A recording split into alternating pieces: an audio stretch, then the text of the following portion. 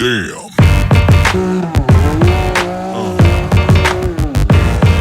Yeah. Yeah. Yeah.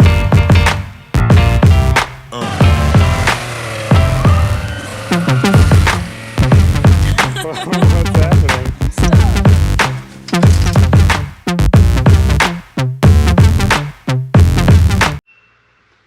Alright guys, welcome back to the channel. So we've got, to start off, we've got a couple Kemimoto things. As you can see here, running some mirrors. I already got them installed.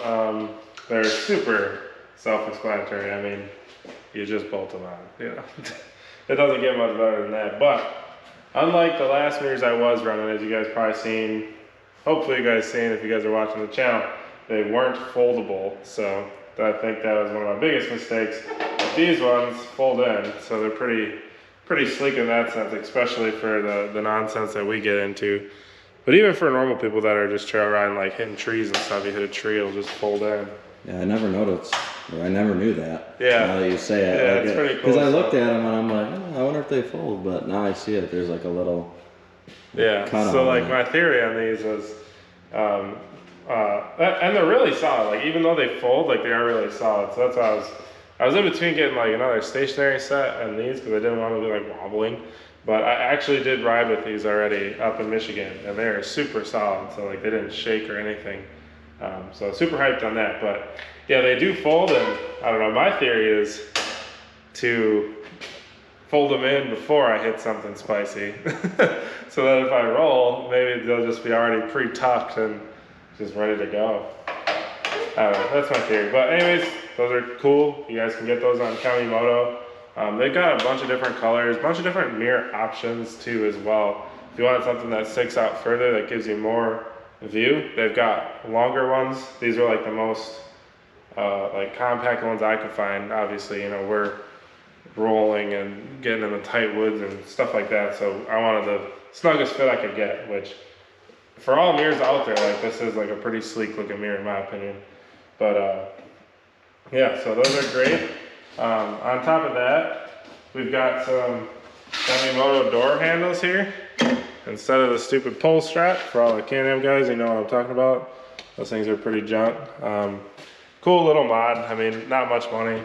Not much to show you guys on installation. It literally bolts right here to the latch and just through bolts through here. Just pull the old stuff off and bolt the new one on and you're in action. It's wild how much easier it is to open the door than it was with the strap. I mean, that's crazy. Yeah, but the straps are... I don't know what the design's theory on that was, but anyways, that brings us to our next thing. So we've got these like door struts, I guess I'll call them, door shock struts, I don't know. But they bolt between here, basically, and it holds your door open. So it's like, for example, you know, you get out of your rig, like your door will shut automatically, basically. On top of that, it's also to eliminate this. So this is to hold it from like the wind or something, ripping it back the other way. And my passenger one was actually broke already. It broke like the first freaking ride. So that door, like if you opened it on a hill, it would just rip all the way back the other way and mess with the door. So with these, you're not gonna have that problem. So, so yeah, these are, I wouldn't say in-depth installation, but we are gonna show you guys how to install them because I just feel like it'd be handy if you guys are going with these. Definitely save this video for later and come back to it, and it'll help you guys out. All right, guys. So first, we'll pull off this little plastic shield thing. It's just a T30, and you just ditch that. Actually, I just hit the camera, I think. So tough. Sorry about your ears. It was probably loud. I think I hit right on the mic. But yeah, you ditch that, and then you go in here and you pull these two bolts off, and they're actually a 13 mil. And these got a lot of Loctite on them from the factory. So I busted them loose with a ratchet before this, but just to speed it up, using an impact gun. You get those off, get this little guy here, pretty simple. It's like recessed. It's the one with the recessed holes. And you throw this guy over top of those, and you put those bolts back in there. And that's it for that bracket. We'll get back when some bolts are back in because he probably needs to hold the door open. Yeah, that'd be ideal. Alright guys, so, oh, there's a bug crawling on it now. What the heck? Stink bug. Pretty Wisconsin. But, so that's on. So you just put the bolts back in, same OEM bolts. So you bolt that on, and then over here, the next part. we got this, another T30, yeah, T30 Torx right here. Yep. Actually just bolts like the door skin on, I believe. Rip that out quick, and there is a new bolt for that. So those are handy, because this bracket's kind of thick. So they give you a little bit longer bolt, which is nice. That way it's easy to get it started. It's actually an Allen now. For the record, it's a 4mm Allen. Just snug it up for now. Get her snugged, and kind of just pick a spot. I angled about just like a finger width away from this tube here, because you can obviously rotate it in a bunch of different ways. I angled it right in there. Doesn't really matter too much. And then you're just gonna pop a hole through there with the drill. All right guys, so I just want to mention that there is like a left and right to this. So when you put the bracket on, you want it to like kick in towards the cab, like go towards the seat, and the post goes down. So just wanted to mention that, but other than that, this is the finished product here. And this is what I was talking about. So this is the passenger side. This broke right away. This is the stock strap that holds the door from flying open. So you no longer have to worry about that with this, because the strut itself closes it, but it's pretty cool. You know, you just got a little tension to it now, and then when you hit it, it's just bougie. I mean, don't get much better than that. But pretty cool little mod. I mean, nothing serious, but it's the little things it's fun to tinker with sometimes. So pretty excited about it, and I think we're gonna move on to the next mod for the Can-Am mod / preventative maintenance, kinda. Mod. All right, we're going mod. See you there. All right, guys. So next little project that we're taking care of today is a front drive shaft. So if you guys are familiar with the Can-Ams, you know that these front drive shafts, so it's got a carrier bearing, it's 2-piece drive shaft, and the front half of the drive shaft is like really notorious for twisting.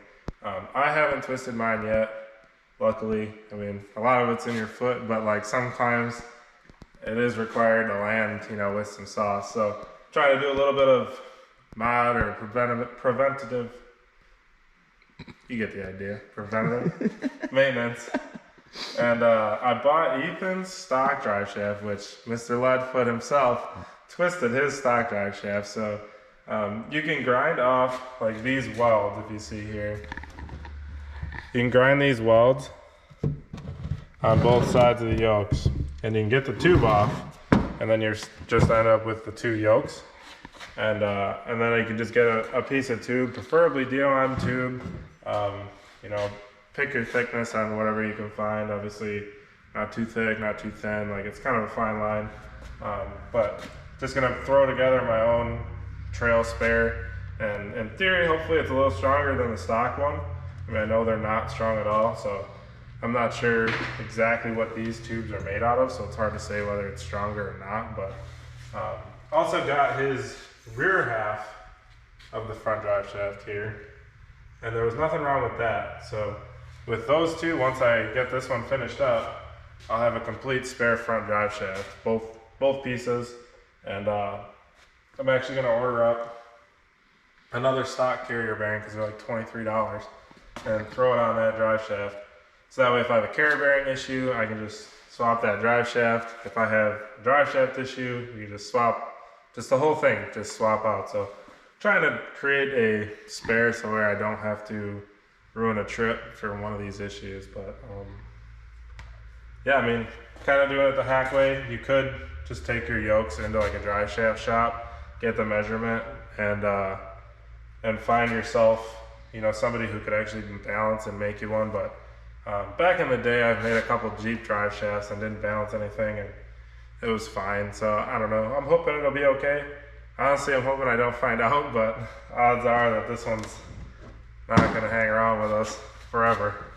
But just for curiosity's sake, anybody might be finding this video and they're about to try and make one or bring it to somebody to make one, we used a 10 1/8 inch piece of pipe for tube, I should call it, not pipe. But yeah, I don't know. I know I was trying to find that info, but instead we decided to just pull my drive shaft out and measure it.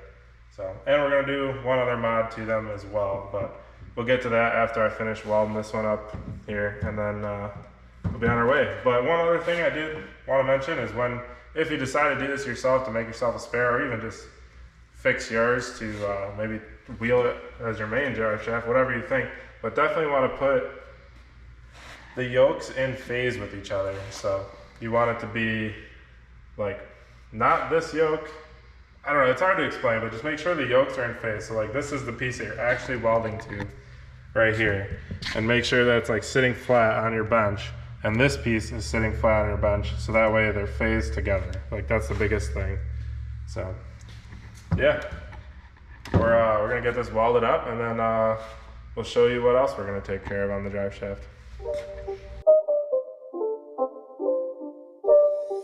It's not a game, it's a rich thing.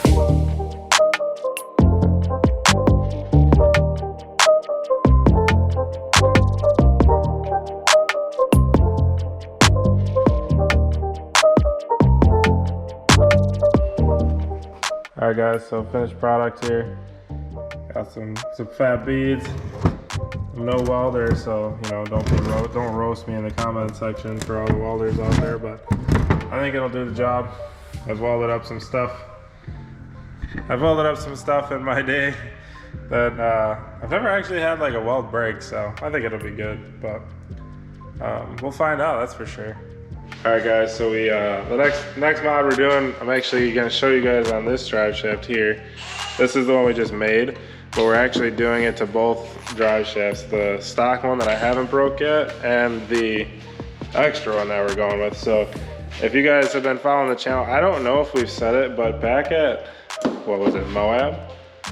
Is when Ethan was having, yeah, back at Moab, Ethan was having the slight issue where he would get like a driveline vibration unless he was in four-wheel drive, which means like there would be more tension on this because it's not just chilling in there. Yeah. So that was his thing, is like if you guys with X3s get a vibration in two-wheel drive but not four-wheel drive, I mean, I'm sure you can maybe get it in four-wheel drive, but I know it's a really big problem, and we actually seen like a service bulletin go out from BRP about this issue, and it's the fix is to drill a hole in the splines where the two drive shafts connect, and then you throw a grease fitting in there. So that's what we're doing to both of these while we got them apart, and it's because like these splines, there's no grease fitting, so there's literally just no way to grease it. And I guess when you grease it, it just fills a little bit of slop that there might be in the splines and takes care of that. So it's the piece, so that piece slides on this piece, and your carrier bearing goes here.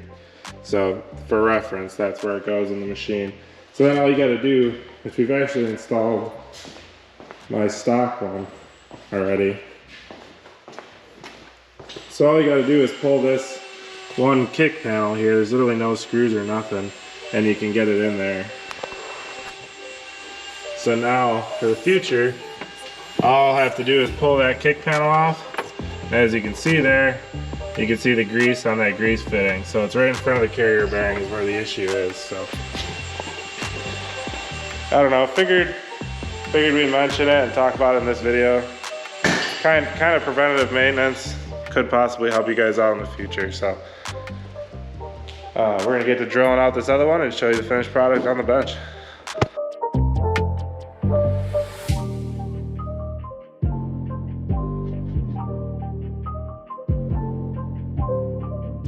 Alright guys, so here's the finished product.